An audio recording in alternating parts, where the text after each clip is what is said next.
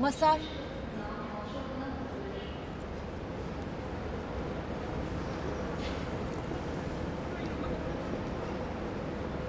Hoş geldin. Sağ ol.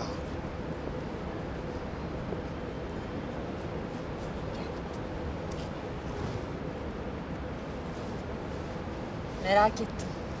Sen kaç saattir bekliyorsun burada? 8-9 saat oldu galiba. Kusura bakma ya. Yok canım. Sen de yorgunsun. Ver şu çantayı. Tamam abla bırak. Hadi gidelim.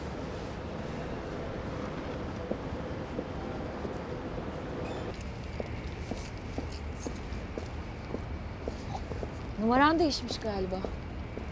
Aradım hep böyle Fransızca bir şeyler çıktı. Allah'tan şirkete Fransızca bilen bir arkadaş vardı da sizin de 118 servisiniz mi ne varmış? Oradan numaranı buldu öyle aradım seni. Hangi numaran var ki sende? Ne bileyim.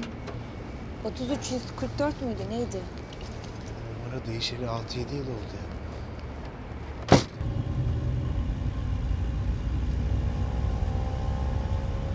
Havaalanının yeni halini beğendin mi? Hı?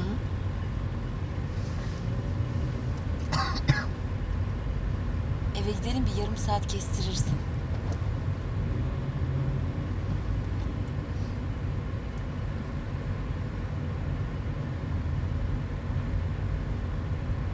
Nasıl olmuş? Ne nasıl olmuş?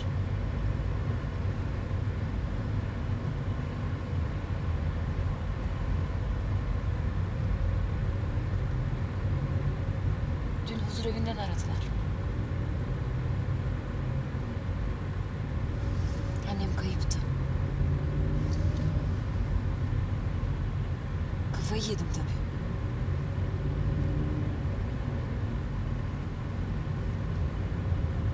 Öğlene doğru buldular. Nasıl kaybolmuş ya? Nasıl bir huzur eviymiş ki burası? Ne bileyim. Sabah ayazında göle kadar yürümüş. Tansiyon ilaçlarını da almamış zaten.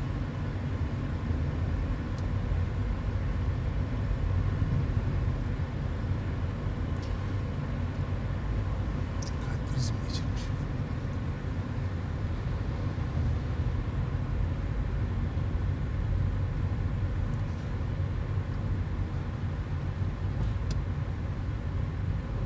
Ben size ulaşmak için o kadar uğraştım ki. Sen yoksun, babam yok. Her şeyi tek başıma yapmak zorunda kaldım.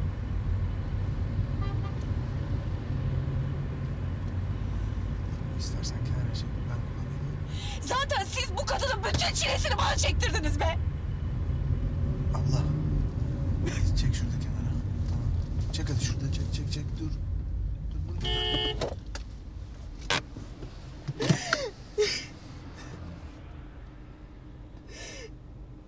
Gölde buldular. Kıyıya vurmuştu.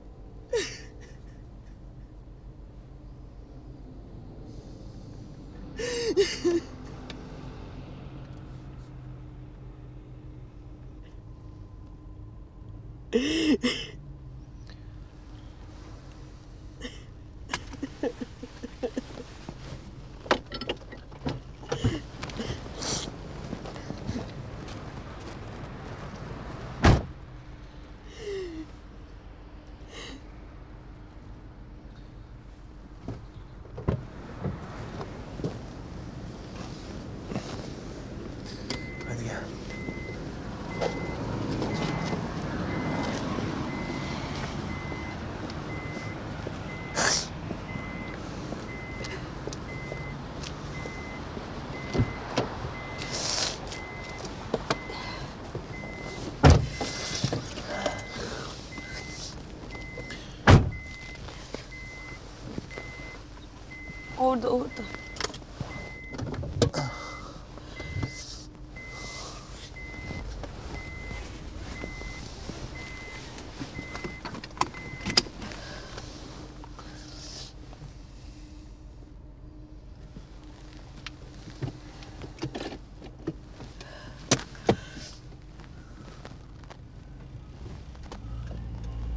Dön buradan.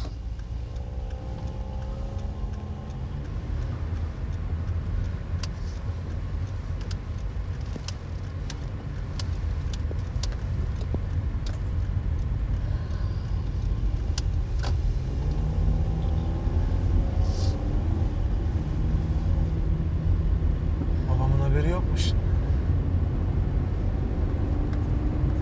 Adaya gidemedim ki bunca işle uğraşmaktan. Telefonum da yok zaten. Ev telefonundan mı kullanmıyor? Kullanmıyor, hiçbir şey kullanmıyor.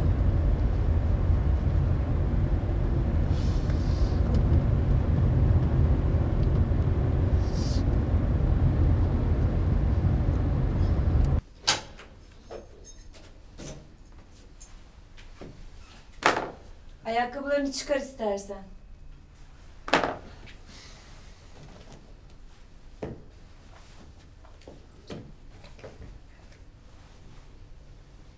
Ne kadardır burada oturuyorsun? 5 yıl oldu. Sen geç, ben üstümü değiştirip geliyorum. Tamam.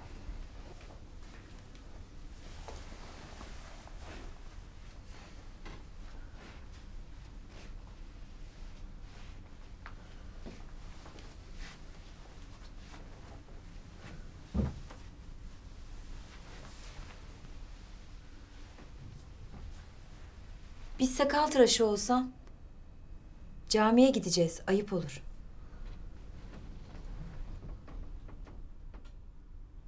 Jiletim yok ki benim yanımda. Benim jiletle tıraş köpüğüm var.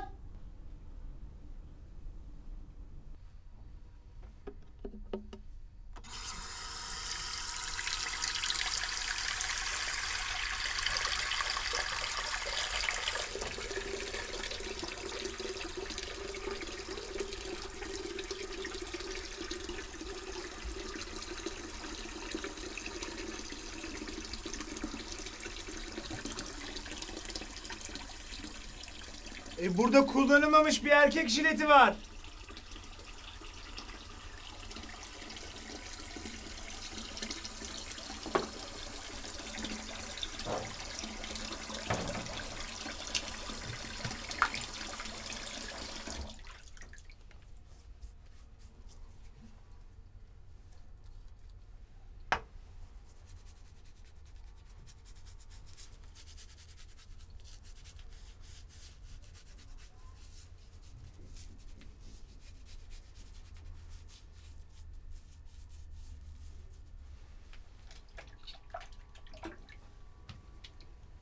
Sence kıyafetim cenaze için uygun olmuş mu? Bilmem.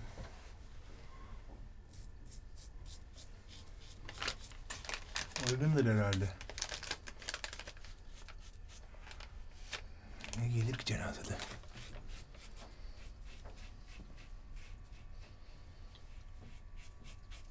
Akşam seni almak için ofisten direkt havalimanına geçince sabahki makyajım duruyor hala.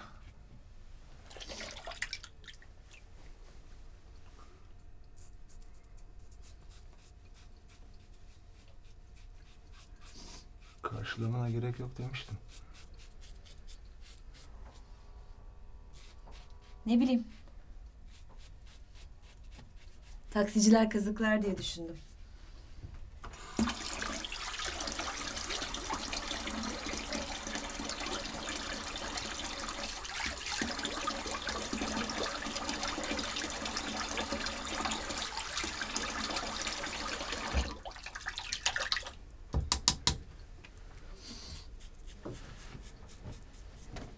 Hem 40 yılda bir geliyorsun. Bekleyeyim dedim.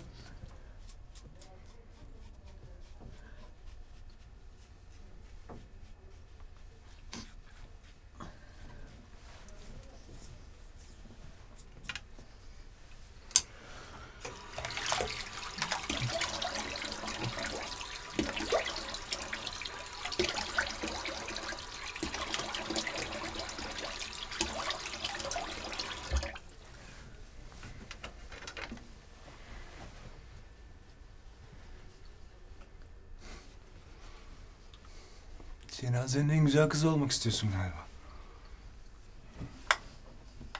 Sen de en yakışıklı çocuğu olacaksın işte.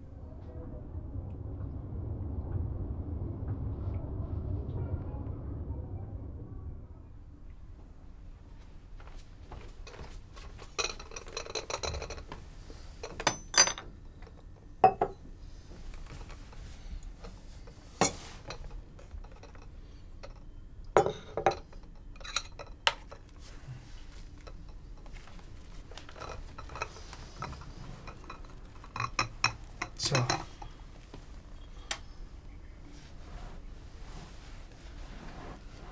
Bu ev kiraydı değil mi? Hı.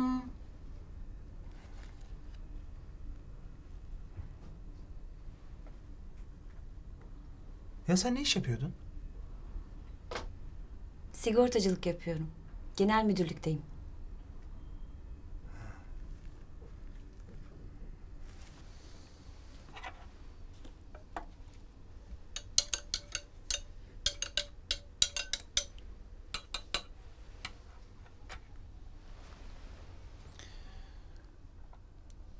Kestirecek vaktimiz olacak mı biraz?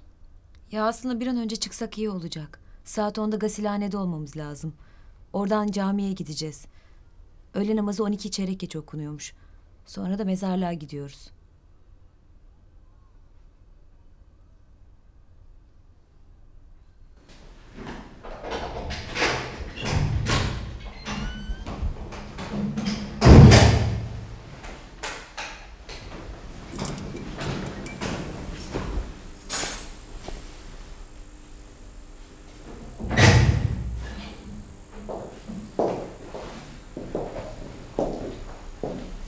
Erkeğin ne işi var, çıksın o. Ne çıkacağım ya? Annemi görmek için senden izin mi isteyeceğim? Annemi yıkayıp kefenledikten sonra çağıracağım ben seni. Masarcığım, hadi çık.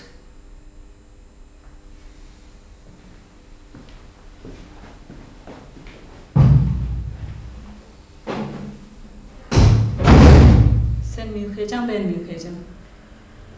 Siz yıkayın. O zaman açın musluğu da tutun hortum eline. Burada mı?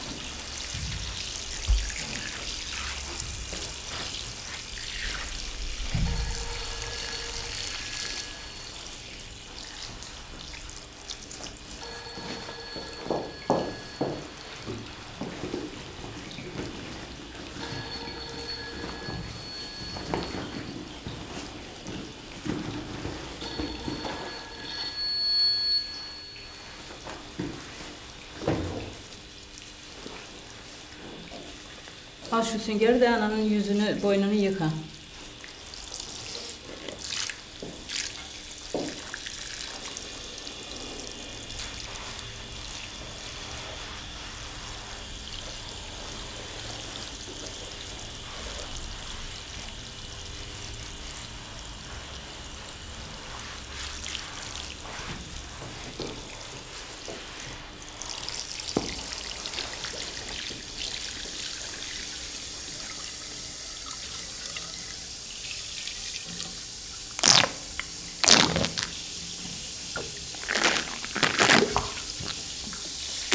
Havlun nerede?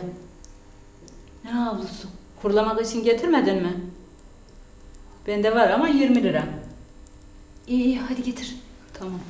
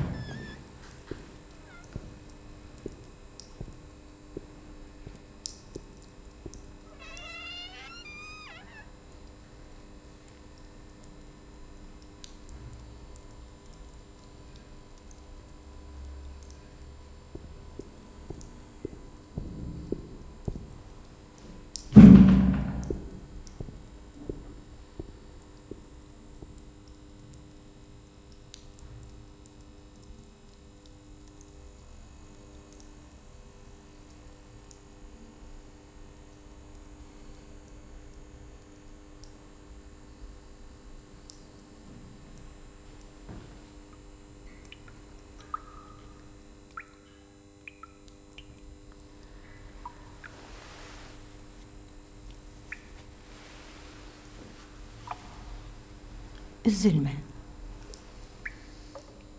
Mektup yanında mı? Sabah Masar geldi. Dışarıda. Çağırayım mı? Buralara gelmiş ya. Yeter. Hiç huzur evine götürmemeliydim seni anne. Babanızı gördünüz mü? Adaya gidin. Birbirinizi görmek zorundasınız.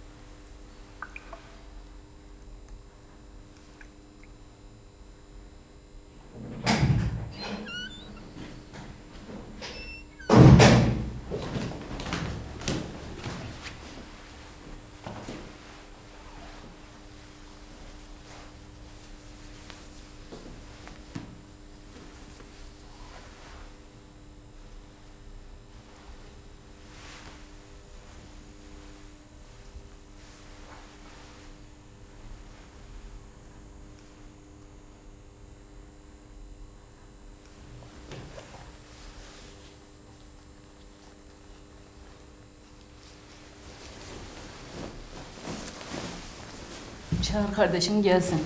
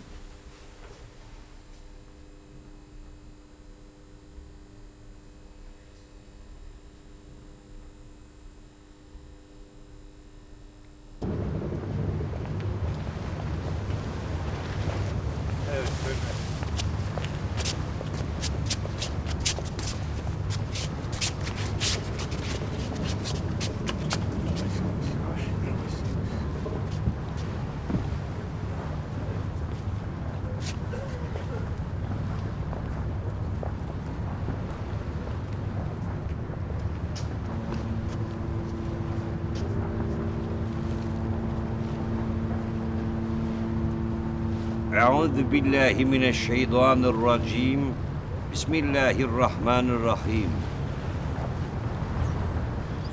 Kızım sen Neslihan'dın değil mi? Evet teyze. Sen de Mazhar'sın. Babanız gelmeyecek mi?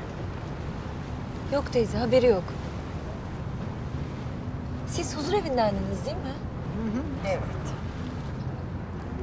Kızım keşke sen de gelseydin de ölmeden önce seni de görseydi rahmetli. Takdiri ilahi. Hadi başınız sağ olsun çocuklar. Kızım havuzdayız. Başını ört istersen.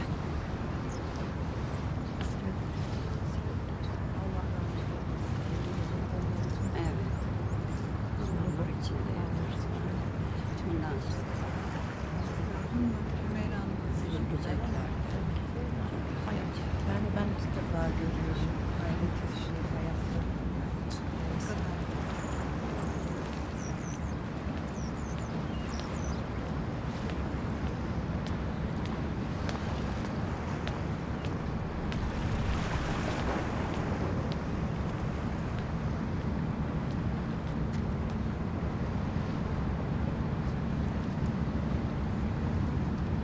Mazhar hadi. Zaten 3-5 kişi var. Hadi geç ön sıraya.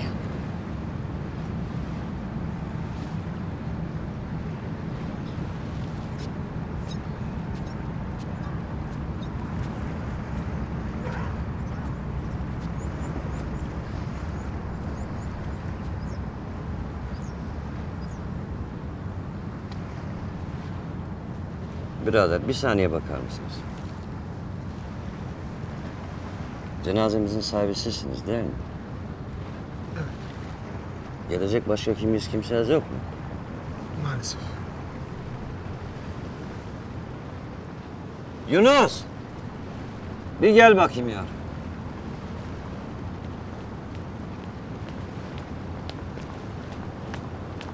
Oğlum içeri gir, cemaatimizi Allah rızası için cenaze namazına çağır. Cenaze cemaatimiz az. Hadi bakayım. Babanızı göremiyorum. Yok. Allah rahmet eylesin. Ne zaman vefat etti? Ha, yok yaşıyor. Hayrola bir hastalık falan mı var? Niye gelmedi? Ulaşamadık kendisine. Yanlış anlama oğlum. Eğer boşanmadılarsa onun da helalliği gerekir de onun için soruyorum. Buyurun.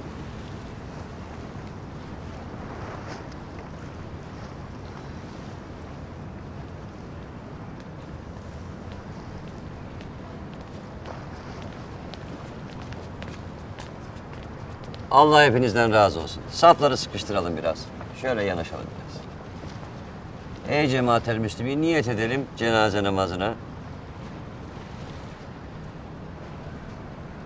Bismillahirrahmanirrahim. Niyet eyleyelim Allah rızası için namaza. Peygamberimiz Hazreti Muhammed sallallahu aleyhi ve sellem için salavata, meyyite için duaya. Uyalım önümüzdeki imama, hatun kişi niyetine Allahu Ekber.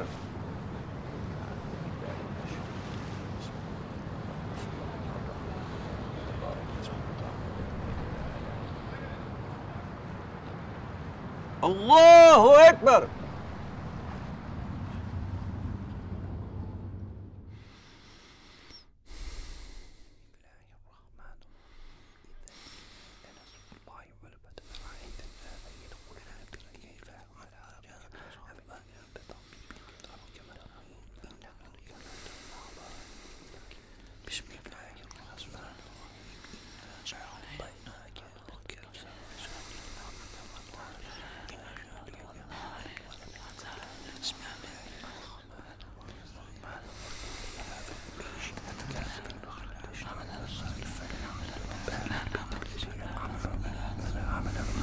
Üskürû mevtâküm bil hayır hadisi şerifi mantıkınca merhumeyi nasıl bilirdiniz?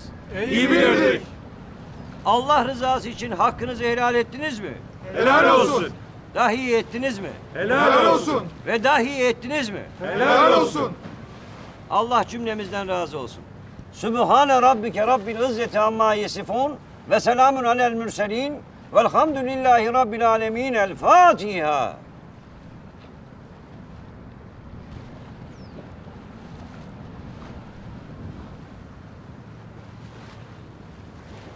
Allah cümlemizden razı olsun.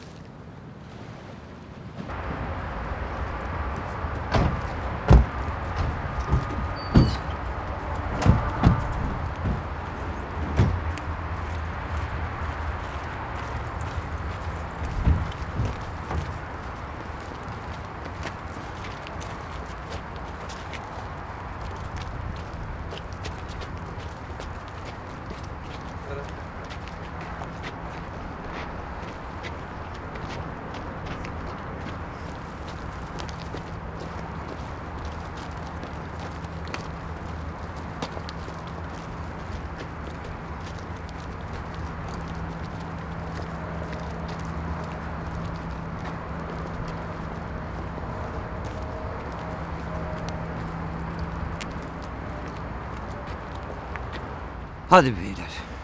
Aşağı kim inecek? Buyurun beyler.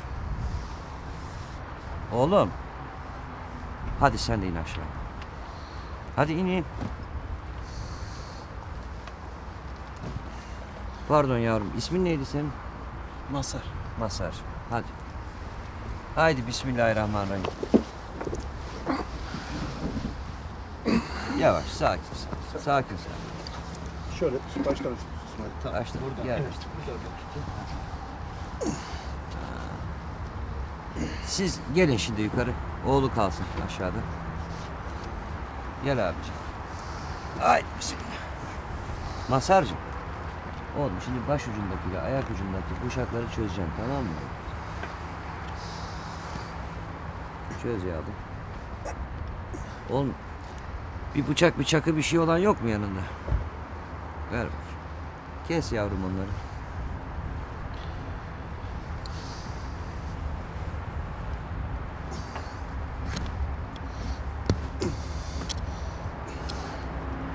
Ayak ucundakileri.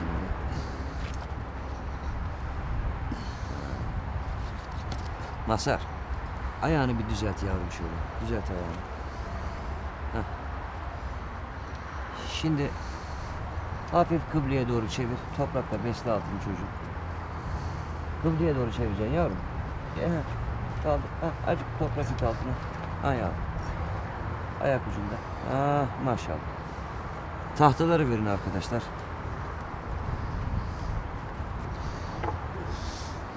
Al yavrum al. Üstünü kapatacaksın onlardan. Dik oğlum bak. Tek tek tahtaları dik koy. Sırayla. Hayır oğlum bak buradan dibini buraya koy. Baş tarafını da oraya koyacaksın. Yavrum. Maşallah. Devam et. Aynı şekilde hepsini tamamlayacaksın. Ver onları da.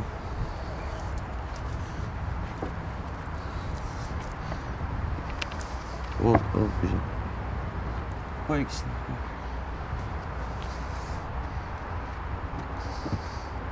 Onu da öyle koy. Tamam. Şimdi gel yavrum sen yukarı. Bir yardım edin Allah rızası için. Çık yavrum.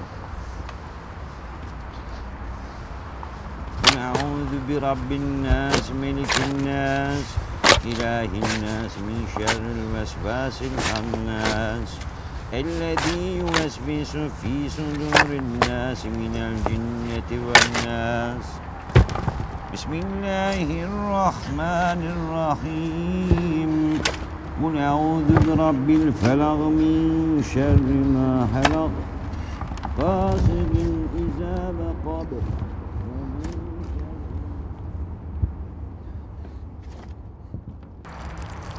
Yavaş. Dök. Bol dök yani. Bol dök.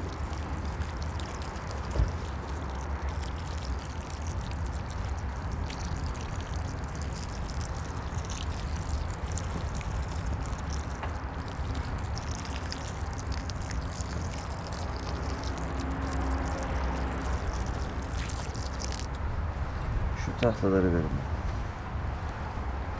Al oğlum bunları. Kısasını ayak ucuna, uzunluğu da baş tarafına. Güzelce bir dikiver ya.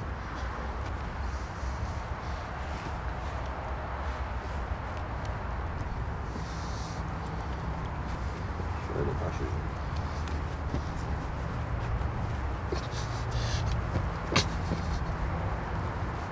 Şuradan bir taş bir şey verin. Al.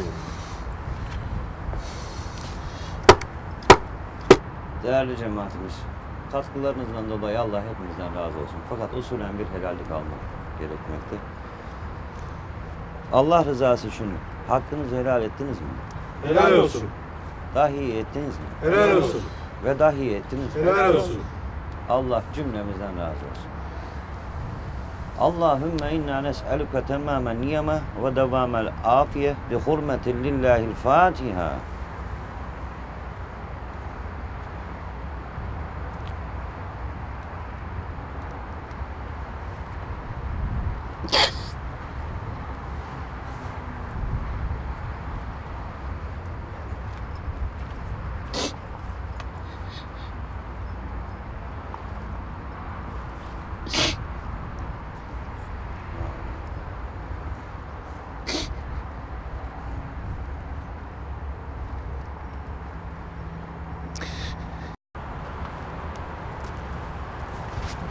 Sağ ol.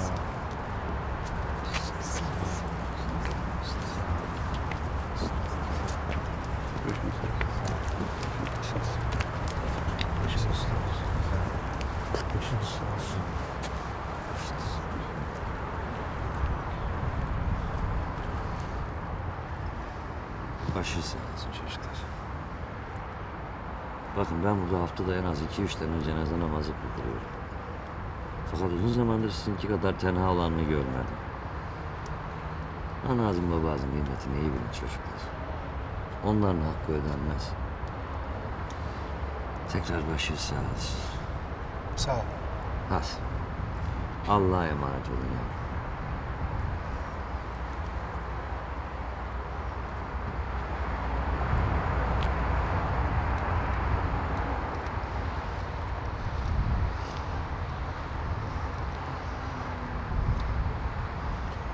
Ne yapacağız şimdi? Adaya gitsek. Öğrense ne olacak ki? Öyle deme. Onun da öğrenmeye hakkı var. Hatta öğrenmek zorunda.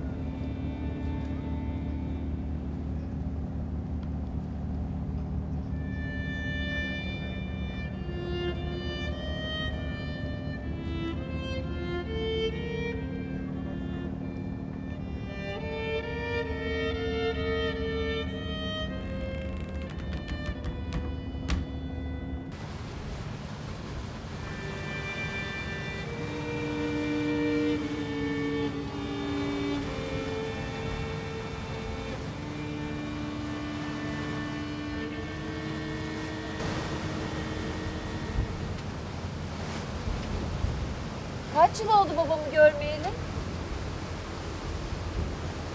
10 yıl kadar oldu. 18. yaş günümdeydi seninle beraber. Annemle babam çok büyük bir kavga etmişlerdi. Ondan 2 ay sonra da beni zaten Paris'e gönderdiler. Hatırladım.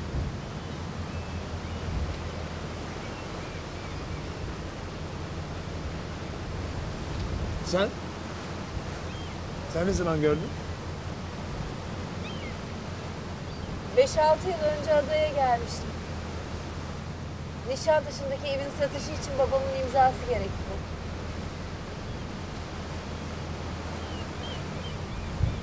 Biliyorsun battık.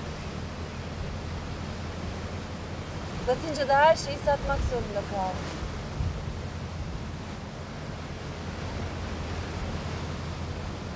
Biraz para arttı. Ama huzur evi falan derken hepsi bitti.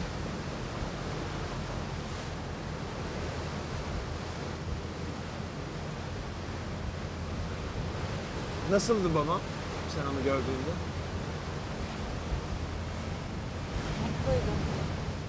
Vallahi uzun zamandır onu o kadar mutlu görmemiştim.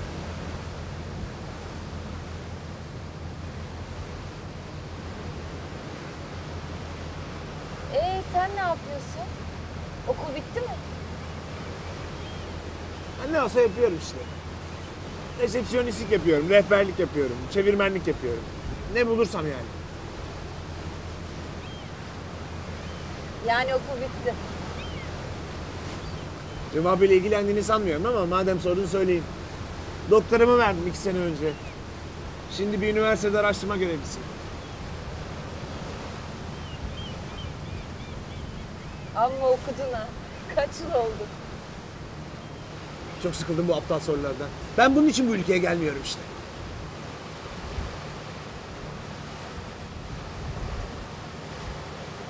Ben şey demek istedim. Ne demek istedin ne? Hayır niye illa okul...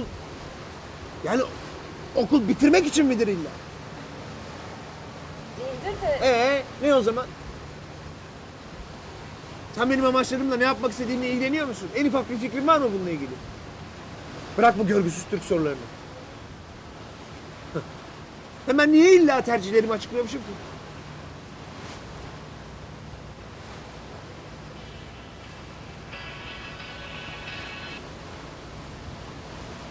Oui, alors? Oui, tout s'est bien passé. On l'a enterré. J'espère venir demain. Ça va là-bas? Moi aussi. À demain alors. Ciao.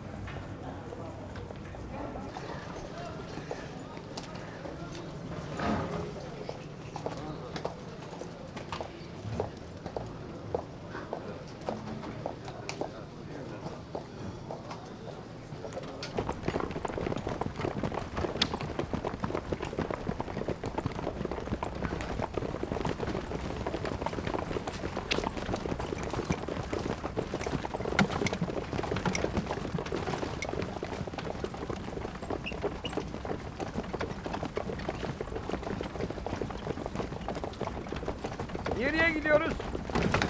Adanın öbür tarafında eski bir ev var. Oraya gidiyoruz. Dilburnunu geçince. Arkadaşım bir yanlışınız olmasın, orada ev yok ki. Siz kimi aradınız? Babamıza bakmıştık biz. Erol Gümüş adı.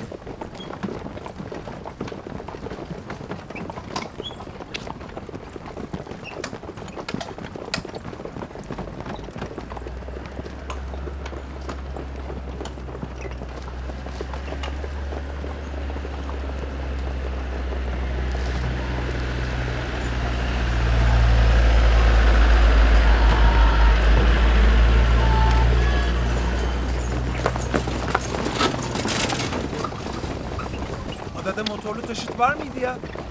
Sadece resmi araçlar, polis, itfaiye falan. Siz kime gidiyoruz demiştiniz? Erol Gümüş. Erol Gümüş. Nizam tarafında bir Erol var ama nasıl bir adam bu? Yazlıkçı olmasın? Yok, yaz kış oturuyor. 70 yaşlarında ufak tefek bir adam. Ya siz Erol amcaya mı gidiyorsunuz? Herhalde. Ne bileyim, Erol amcanın hiç ziyaretçisi olmaz ki. Şehre bile inmez o. Babamız dediniz ha? Evet.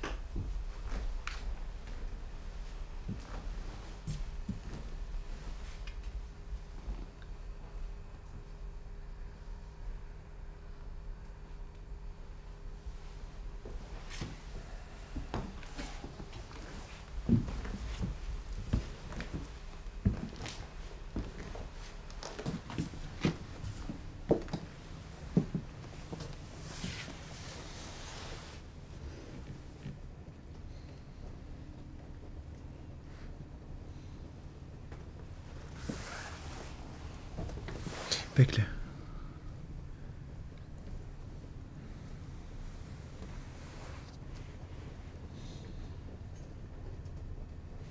En son 99 depreminin ertesinde gördüm onu. 19 Ağustos'ta. Yine böyle kapısı açık. Yine böyle verandada uyuyordu.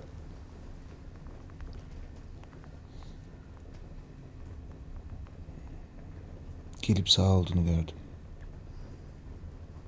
Belki bir yarım saat izledim. Sonra çıktım. Yine aynı şeyi yapmayacaksın herhalde. Hadi.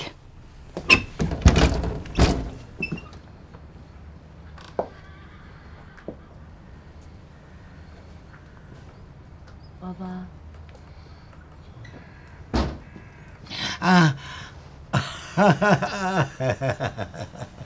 Sen küçükken hep beni böyle uyandırırdın.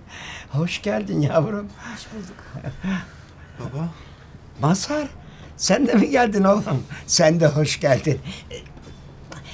Uyuyakalmışım mı çocuklar? Bu lodos uyutuyor insanı, biliyor musun? Hayır, sabah biraz odun topladım. Sonra kirazı budadım. Malum bu mevsim budamazsan kuruyor. Özen göstermek lazım.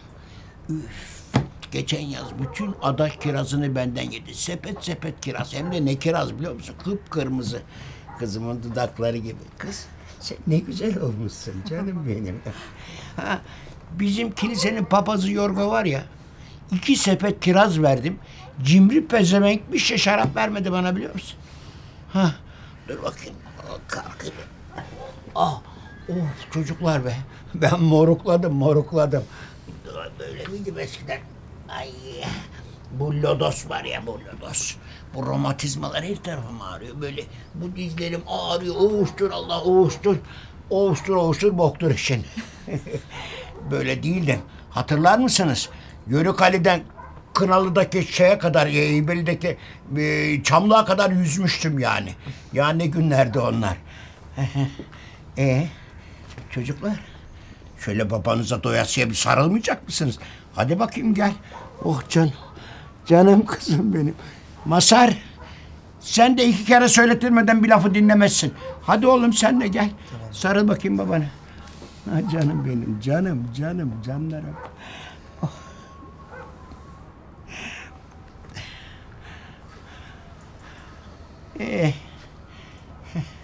Söyleyeyim bakalım. Sizi hangi rüzgar attı buraya? Ha, Mazhar?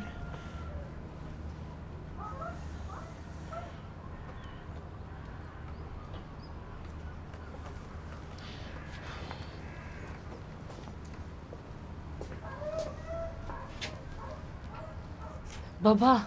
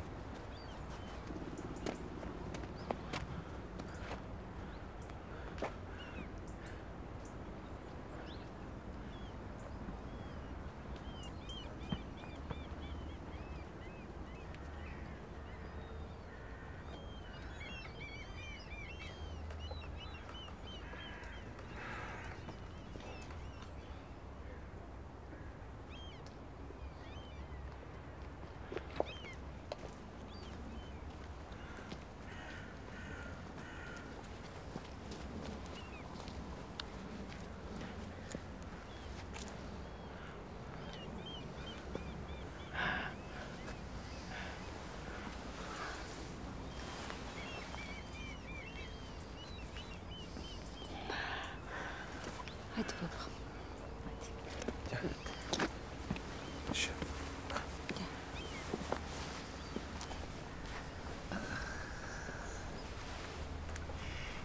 Hadi bakalım çocuklar. Tepeye çıkıp bir şeyler yiyelim. Şarap içer, annenizi anarız.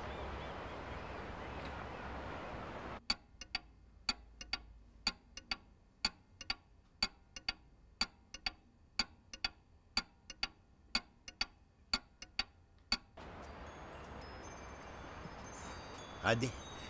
Gayret çocuklar. Geldik. Siz küçükken beni peşinizden koştururdunuz. Şimdi benim peşimden koşuyorsunuz. Tabii siz alışık değilsiniz böyle yokuşlara. Ama gene de size bir şey söyleyeyim. Benim ölümüm bu yokuş yüzünden olacak. İşte bak. İşte Yorgo orada. O da beni gömecek. Yorgo!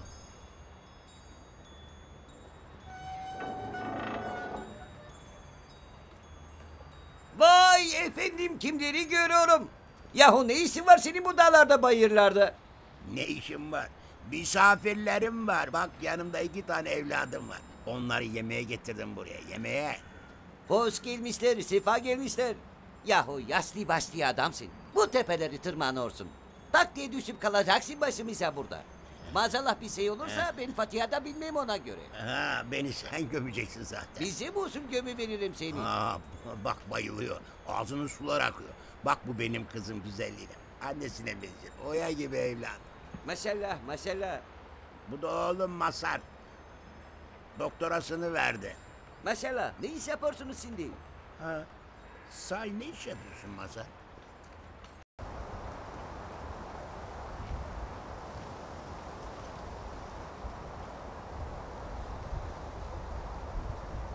Hadi çocuklar. Tadın bakalım bizim manastırın şarabını. Ulan köfteor. Ben istesem zırnık vermezsin. Ama bu önemli şaraptır Erol. Cemaat Amerika'dan, Yunanistan'dan gelir yoğurtuda bu şarabı tatmaya. Bırak palavrayı, gördün güzel kızı, dayanamadın değil mi? Daha önce burada başka birisi vardı galiba. Çocukken biz gelirdik, masal filan anlatırdı. Andronikos Efendi kastediyorsun evladım. Maalesef bir 10 sene kadar evvel vefat etti kendisi. Yerine ben geldim. Şuradaki yetimhaneyi görüyorsun. İşte o yetimhanenin en son yetimlerindenim ben. Şimdi maalesef kapatıldı. Öyle bası boş duruyor orada. Biz de öksüz kaldık. Başın sağ olsun Erol. Sağ ol. Başınız sağ olsun çocuklar. Babanız hep anlatırdı ya annenizi bana. Biz onunla çok konuşur, çok dertleşiriz. Ne yapalım, başka kimsemiz yok burada. Ne doğurdum? O yetimhanenin son yetimlerindenim ben.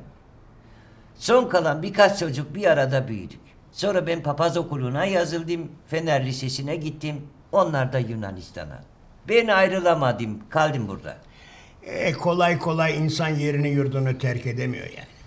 Anlayacağınız öksüzlükte, yetimlikte nedir iyi bilirim. İnsan yoksun olunca daha bir farkına varır. Çocuklar, annenizin babanızın kıymetini bilin. Onların hakkını ödeyemeyiz. Merak etme, benimkini ödediler. Sadece sen karar veremezsin Erol ona. Ben karar veriyorum çünkü ben onlara hakkımı helal ettim. Pazar günleri kiliseye gelsen daha bir iyi öğreneceksin böyle şeyleri ama gelmezsin ki herkes var sen yok. İşlerim var, işlerim.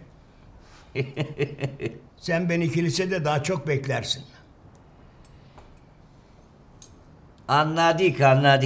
Hadi bırak, ağız tadıyla şurada yemek yiyoruz ama bulandırdın her şeyimizi, tıkadın ağzımıza burnumuza. Hadi git, senin kilisede işlerin vardır. Git onları hallet, sonra konuşuruz. Peki. Ama seni en kısa zamanda bekliyorum kilisede. Hadi çocuklar, sizin konuşacaklarınız vardır. Hadi bana eyvallah. Hadi güle güle, hadi güle güle. Allah'a emanet olun çocuklar. Sağ olasın. Neslihan kızım, sen Etiler'de nerede çalışıyorsun? Orada hep evler yok muydu? Oralar çok değişti baba. Hep iş muhiti oldu. Buradan bakıyorum gökdelenler. Baba, dürbünle mi bakıyorsun? Sen beni ihtiyar zannediyorsun değil mi? Kartal gibi görüyorum, kartal! Ne iş yapıyorsun yavrum? Büyük bir sigorta şirketinde çalışıyorum. Hani o gördüğün gökdelenler var ya, onlardan birindeyim işte. İnsan kaynakları departmanındayım. Şef yardımcısı oldum. Sigortacı oldu işte. Ne o, beğenemedin mi? Siz de bankacılar gibi hırsızsınız. Hey, kızım sigorta alıp satmıyor. O bankacıların, o sigortacıların ne kadar şerefsiz olduklarını ben çok iyi bilirim. Onlarla çalıştım ben. Siz küçüktünüz, hatırlamazsınız. Bana ne kazıklar attılar. Ben bilmez miyim onları? Ha? Şimdi neymiş? İnsan manyakları. İnsan kaynakları baba. Ha? Personel müdürü gibi bir şey. Yani hani gelen iş başvuruları var ya, onları değerlendiriyorum ben. Ya bir adaya düşerseniz yanınıza ne alırsınız saçmalığı işte. Bu ülkede işsizlik parası yok Mazhar'cığım. İyi para alıyorum.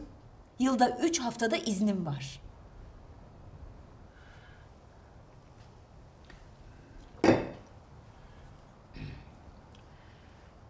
Kızım Neslihan, senin parmağında yüzük falan yok. Sen evlenmedin mi, nişanlanmadın mı hiç? Hayır baba. Peki konuşup görüştüğün arkadaşların yok mu? Bir sürü arkadaşım var baba. Seni gidi üçkağıtçı seni. Mazhar, sen anlat bakayım. Garanti sen Parisli bir kızla berabersin. Yok baba, Paris'i değil. Türk olduğunu hiç zannetmiyorum. Değil. Ben senin yaşındayken, daha da gençtim tabii ya, Galatasaray Lisesi'ndeydim. Cumartesi günleri izne çıkarken bıçak gibiydi pantolonlarımız. Çok şık giyinir ve yoluna çıkardık. Kızların her biri birbirinden güzel. Bakışır dururduk, konuşamazdık. O devirde böyle konuşma yoktu hiç. Sonra okulu bitirdikten sonra bir yerde çalışmaya başladım. Müdürün evlenmek için yaşı geçkince bir kızı vardı. İşte aşna fişne derken yamandı bize. Nişan nikah hep bir arada, bir evlilik oldu bitti, ondan evleniverdim. Boşanmanız da öyle oldu zaten. Ben boşanmadım yavrum. Ben dulum. Baba 10 sene sonra anneme sahip mi çıkıyorsun? Kör ölür badem gözlü olur. Ben öldükten sonra siz de bana sahip çıkarsınız. Estağfurullah. Öyle demek istemedim ben. Ne demek istedin? Mazhar.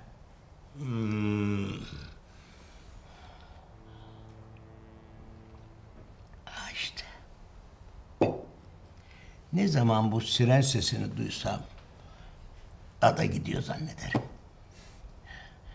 Halbuki olduğu yerde duruyor. Baba, bu fay hattı yüzünden ada sürekli İstanbul'dan uzaklaşıyor zaten. İstanbul'da deprem olduğunda sen bayağı uzağa gitmiş olacaksın yani. İstanbul nerede kaldı oğlum? Çok çok uzaklardayım ben İstanbul'dan. Hakikaten baba. Ev sağlam mı? Çok, hem de çok uzaklardayım. Neden sordun kızım? Ne bileyim, yatağının çevresinde falan üstüne devrilecek bir şey yok değil mi? Anan devrilmiş işte. Bir de ben devrilirim, olur biter. Devrilecek ne kaldı? Siz kendinize bakın, bizi bırakın. Mazhar, sen ne yapıyorsun Paris'te? Ha? Ne iş yapıyorsun? Vatandaş oldun mu oğlum?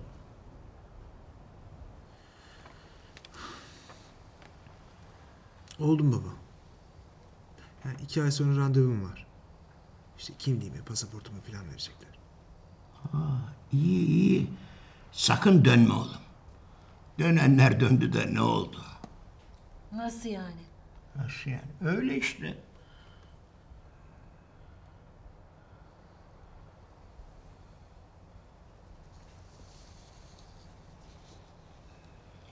Okul işi ne oldu? Bitti herhalde. Doktoramı bitirdim baba. Şimdi ders veriyorum bir üniversitede. Haftada 2-3 gün. Paris'te mi? Yok. 2 saat mesafede bir yerde. Taşra'da. Aldığım paranın yarısı da oraya gidiyor işte.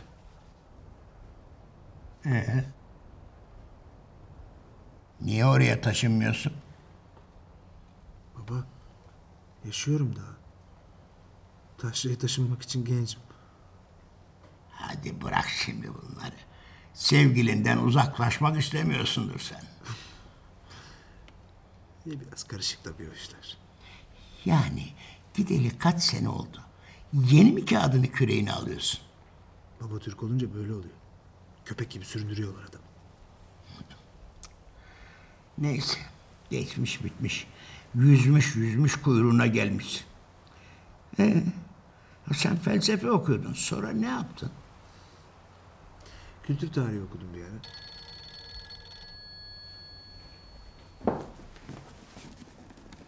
Pardon.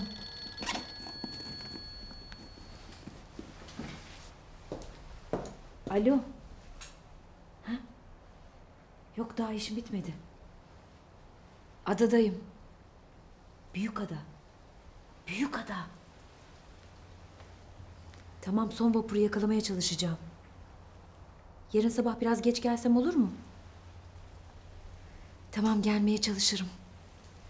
Şimdi ben telefonumu kapatıyorum. Önemli bir şey olursa mesaj bırak, tamam mı? Öptüm.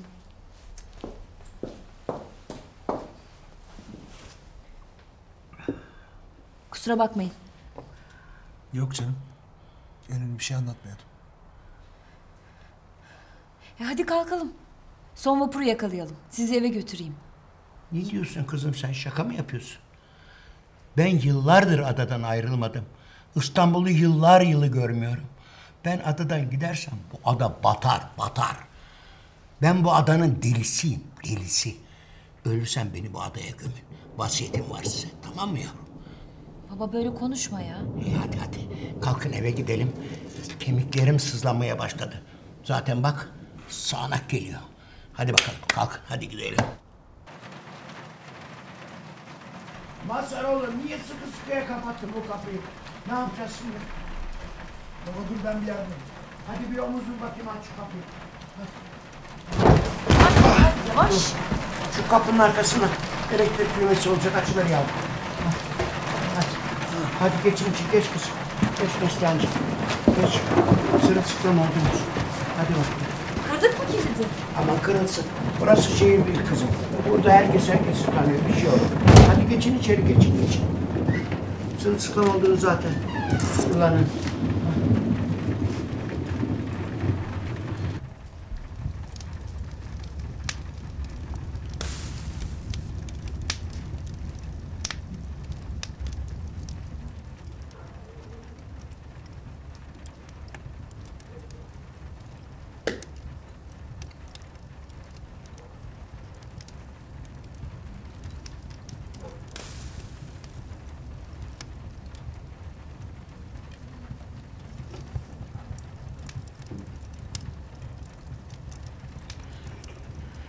Bugün çok yoruldunuz değil mi çocuklarım?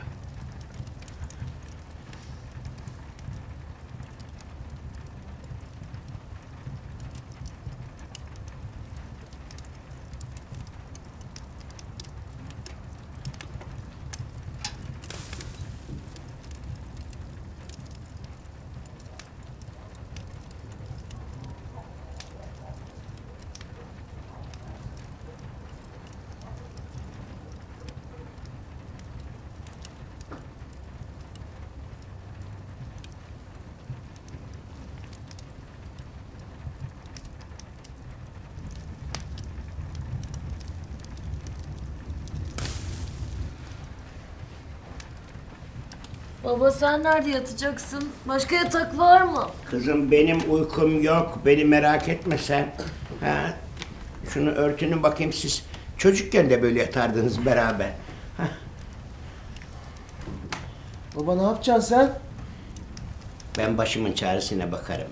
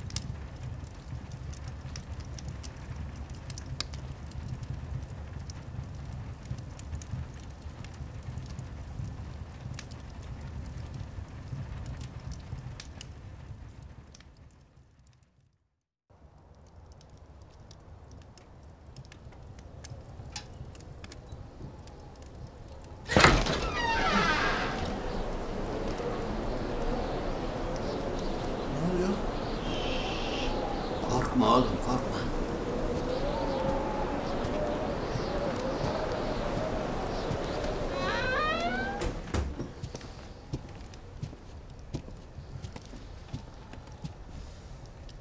Kahve içer misin? Olur.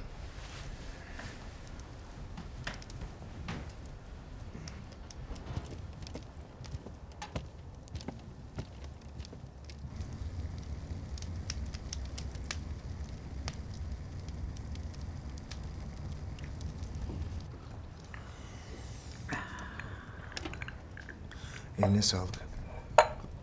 İç iç, afiyet olsun. 40 yılda bir pişiriyorum zaten. Gelenin gidenin oluyor mu sen? Olmaz olur mu? Yorgo geliyor. Faytoncular geliyor. Adanın eskileri geliyor, beni tanıyanlar. Dertleniyorlar, dertlerini anlatıyorlar. Onları dinliyorum. Faytoncular çocuğun olduğunu bilmiyorlar ama. Ben onlara kendimden pek bahsetmem. Daha çok onları dinlerim. Annemi niye hiç dinlemedin? Annem beni dinledi mi hiç? Siz beni dinlediniz mi hiç? Hı? Bak, şurada yatan ablan. Birbiriniz hakkında ne biliyorsunuz? Hiç. Çocukken aynı yerde yatardınız. Ha? Sen onun saçlarını çekerdin. O senin potin bağlarını bağlardı. Beraber büyüdünüz. Şimdi ne tanıyorsunuz birbirinizi? Ne kadar tanıyorsunuz? Kardeşiz diye birbirimizi sevmemiz gerekmiyor. Beraber büyümeyi biz seçmedik. Annenle beraber yaşamayı ben mi seçtim? Niye evlendiniz o zaman? O zamanlar insan istediğiyle evlenemez yavrum. Ben bir akıntıya kapılmıştım. Bu akıntıdan kurtulmak için kıyıda bir köşe aradım. Adaya sığındım. Yine gelip buldunuz beni. Ben de akıntının bir parçası oluyorum yani. Sen benim oğlumsun. Akıntıya benzetilmeyi hiç hak etmiyorum ben. Hem ben de bilirim Neslihan gibi kolay yolu seçmeyi. İstesem ben de sizden kalan paraların üstüne yatabilirdim. O zaman ne 10 metrekarelik dairelerde yaşamaya çalışırdım, ne de oturma izni kuyruklarında köle muamelesi görürdüm. 30 küsur yaşıma gelmeme rağmen hala idare ederek yaşıyorum. Ve buna isyan etmiyorsam bunun tek sebebi sevgili ablamın yaptığını yapmak yerine akıntıya karşı durmuş olmamdır. Yoksa Yoksa zaten katlanılacak çile değil. Hangi çile? Parasızlık mı yoksa evinden uzak olmak mı? Annemin yıllarca bir huzur evine hapsolması ve benim hiçbir şey yapamamam. Hümeyra huzurevinde miydi? 4-5 yıldır. Bilmiyordum. Bilsen ne değişecek ki? Bir şey mi yapacaktın? Madem sizden kalanların üstüne konuyor, o halde sizin sorumluluğunuzu alır diye düşünmüştüm. Ama kadıncağızı huzur evine kapattı işte. İyi etmiştir belki de. Rahmetli bazen çok hastalanıyordu. Biliyorum. Çok da bilmiyorsun. Siz gerçekten hastalandığında nasıl değiştiğini bilmediniz hiç. Yalnız bana hastalanırdı o. Huzur evine yollamakla en iyisini yapmış gerçekten de. Annem de orada çok mutluymuş zaten. Yakındaki göle bırakmış kendini. Kıyıya vurmuş halde bulmuşlar.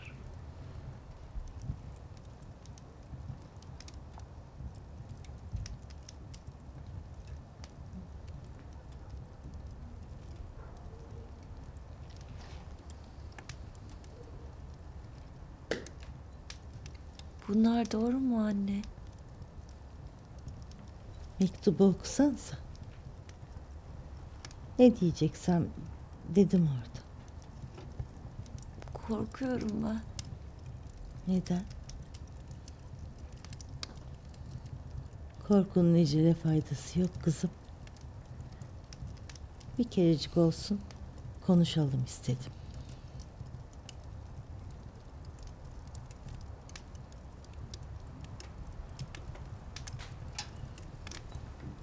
Uyandın mı kızım? Uyanmıştım zaten. Bak biz kahve yaptık içtik. Sana da yapalım mı? Yok. İstemem. O zaman şu çoraplarınızı, ayakkabılarınızı giyin bakayım. Kurumuştur onlar hadi.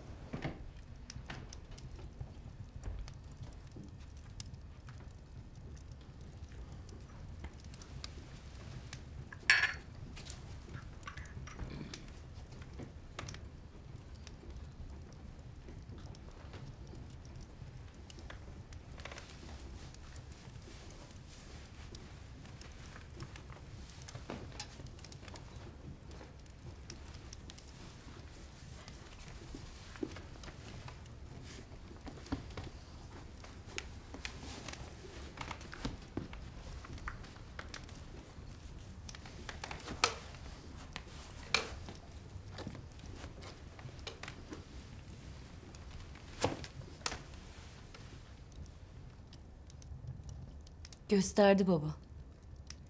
Bana da gösterdi o yüzünü. Belki de daha beterini. Siz yıllarca neler çektiğimi tahmin bile edemezsiniz. Doğrudur kızım. Bundan seneler evvel doktoru durumunun daha da kötüleşeceğini söylemişti. Kötüleşti. Hem de öyle bir kötüleşti ki... Beraber yaşadığımız son sene çıldırıyorum sandım. Birbirimizi boğazladığımız oldu.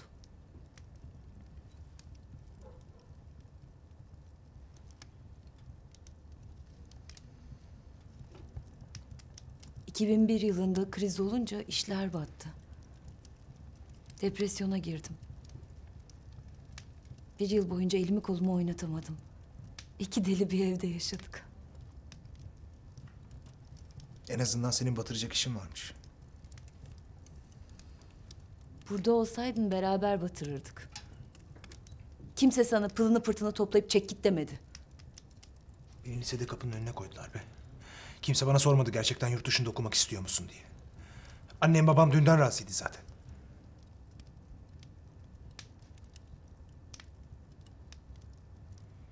Rahmetlinin günahını alma. O gitmeni hiç istememişti. Ben istedim. Ben kaçamadım. Sen kaç diye. Nereye kaçamadın ya? Hadi onun okul bahanesi vardı. Senin neyin vardı? Neyim vardı?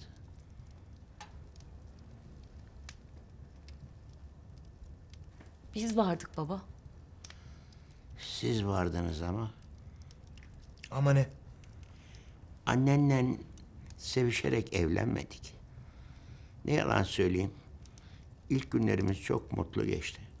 Hümeyra üstüme titrerdi.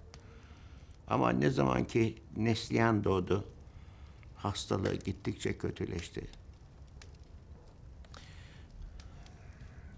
Peki niye bizi doğurdunuz o zaman?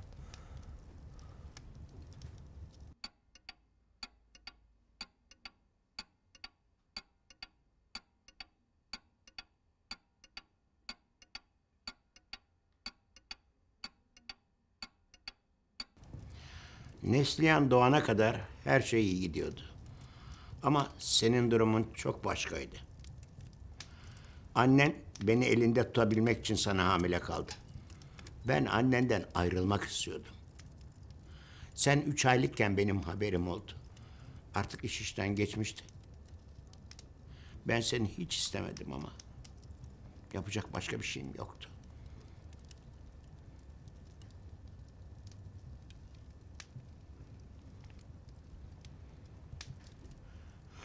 Hadi oradan eşek sıpası. 30 sene evvelki hikayeleri anlatıyorum. Sen de beni ciddiye alıyorsun değil mi? Hadi oradan keraneci. İnanma babana bak. Ben senin mutluluğun için yaptım gene her şeyi. Sen mutlu ol diye annenden ayrılmadım. Ta liseyi bitirene kadar annenle beraberdim. Ya Çok da fark etmezdi. Zaten adamı yatılı okula vermiştiniz. Evde ben vardım. Kavgalarınızı ben izledim. Masarcık mutlu aile tablonuzdan nasibini alamadı. Eve geleceğimi boş okulun yatakhanesinde kalmayı tercih ediyordum. O bomboş yatakhanede tek başına yaşamaya çalışmak ne kadar kolaydır bir bilsen. Merak etme. Yalnızlığı senden çok daha iyi biliyorum. Sağ olun. İkiniz de çok iyi öğrettiniz bana. Sen gezip tozarken babam da defolup gittiğinde ben burada yalnızdım.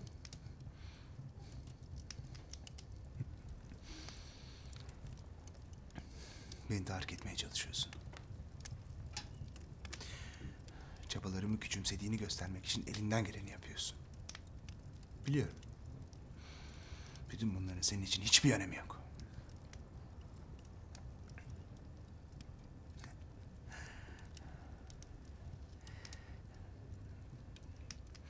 Nasıl istiyorsan öyle yaşa. Ne biliyorsan onu yap. Umurumda bile değil. Ama sana şunu söyleyeyim. Eğer seni aşağılamak istersem seni bok deliğine kadar sokarım. Hey! Babanın yanında küfür edip durmayın birbirinize. Sen misin babamız? Evet, beğensen de beğenmesen de benim baban. Baksana. Benden bahsettiği bile yok. Babanız benim. Ulan eşek sıpaları. Bunca yıl size vermediğim kalmadı be. Neyim vardıysa sattım. Eşek yükü kadar para verdim size, daireyi sattım. Gittin ne yaptın, saçma sapan işler kurdun, batırdın. İş laf ettin mi? 2-3 kere geldin, vekaletname isterim babacığım diye diller döktün. Bu hiç olmazsa gitti bir daha gelmedi, daha dürüst davrandı. Hangi parayla gelecektim ki? Param mı vardı lan? Bitti param, pezevenk bitti. Siz ne diyorsunuz be Allah aşkına? Annemi doktor gezdiriyordum ben. Yeşil reçeteler dünyanın parası tutuyordu. Haybeden konuşmak ikiniz için de çok kolay. İkiniz de korkaksınız. Siktir olup gittiniz be. Kızım sen korkaksın be. Kadıncağızı huzur evine sepetledi. Daha ne yapacaktı? Bilmiyorsun onun bakımının çilesini, konuşuyorsun. Geri gelirdi banyoda soğuk taşlar içinde kas katı kesilir, saatlerce yatardı kadın. Ona baktı o. Esas bu iki yüzlü olan. Esas bu iki yüzlü. Yıllarca annemi arayıp sormadın. Bu sabah ölüsünün başında hüngür hüngür ağlıyordu. Söylemeyecektim ama yine de söyleyeyim. Annemi huzur evine yattığından beri yılda 2-3 kez ziyaret ettim ben. Yalan. Seni inandırmak zorunda değilim. Ama inanmıyorsan ikinci kat sağdan 3. oda 26 numara.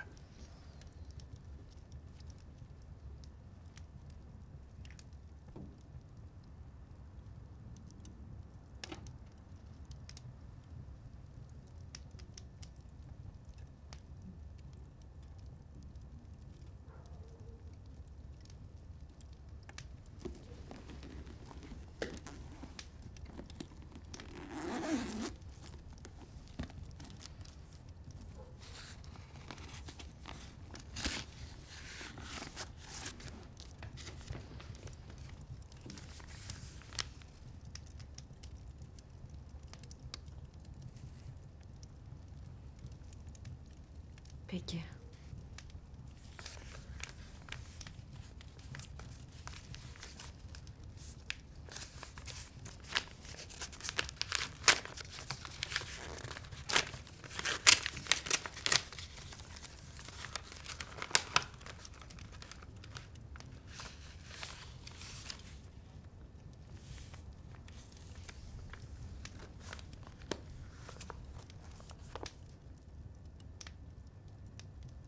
Neslihan kızım.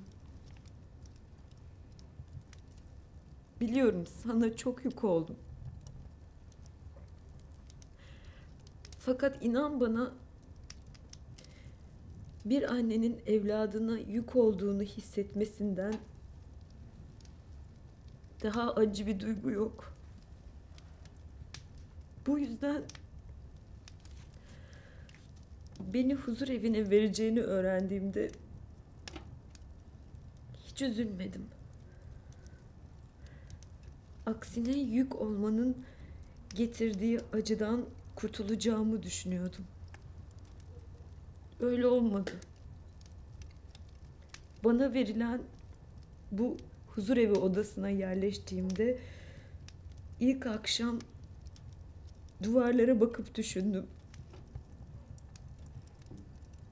Gerçekten bir yük olduğumu, her birinizin eninde sonunda sırayla silkinip bu yükten kurtulmayı başardığınızı anladım. Çok canım yandı. Neslihan, seni doğurmak bana ruh sağlığıma mal oldu.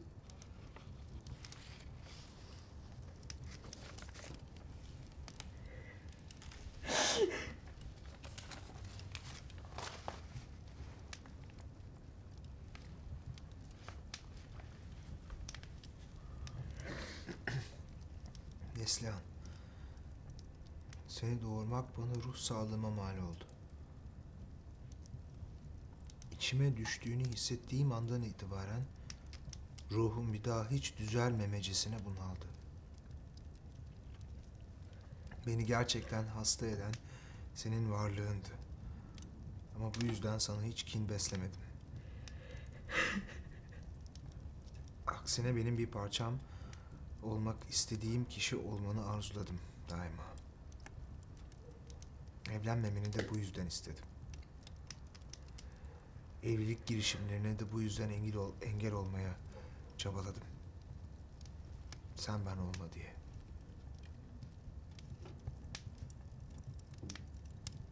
Mazhar oğlum, pasaport gişesinden geçip de bize el salladıktan sonra gözden kaybolduğun an dönüşünün zor olacağını biliyordum. Ama bizden ve buralardan bu kadar nefret ettiğini bilemezdim. Bilmiyordum. Buna rağmen her zaman senin başarılarınla övünen tek kişi ben oldum. Huzurevindeki arkadaşlarıma da hep seni anlattım. Senede birkaç kez buraya beni ziyaret etmeye geldiğin için çok mutlu olduğuma, bir dahaki gelişini iple çektiğime inanıyorsun. Oysa kapımı tıklayıp odama her girişinde yüzünde beliren o kibirli memnuniyet benim için cehennemden beter.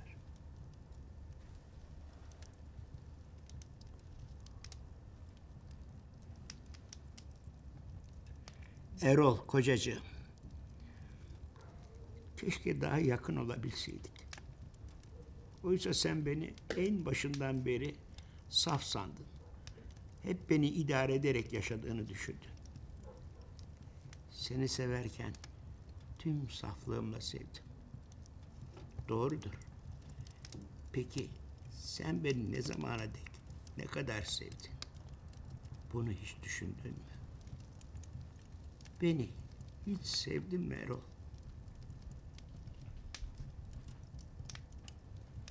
Eski fotoğraflarımıza baktım bu gece. Evliliğimiz, çocukluğunuz, gençliğiniz.